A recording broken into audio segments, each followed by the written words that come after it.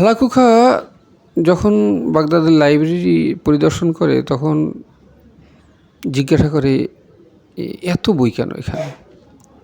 তো বলে যে এটা জ্ঞানের বই, এর মধ্যে অনেক জ্ঞান আছে।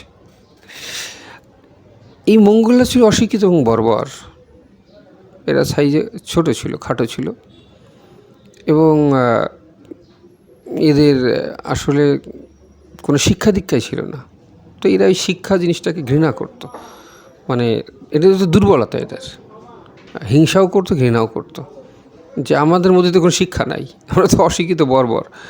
আর এই মুসলিমরা, আসলে মুসলিম যখন বাগদাদ ধ্বংস করতে গেছে, সব কিছু দেখে মানুষের আচরণ, মানুষের পোশাক পরিচ্ছদ বুঝেছে এরা অত্যন্ত সভ্য একটা সম্প্রদায়।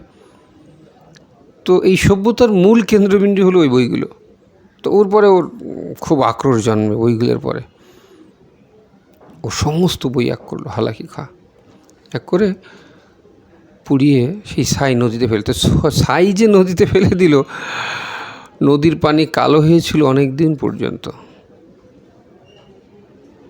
তাহলে কি পরিমাণ বই হালাকু খাঁ পুড়িয়েছিল সেই বাগদাদ নগরীতে।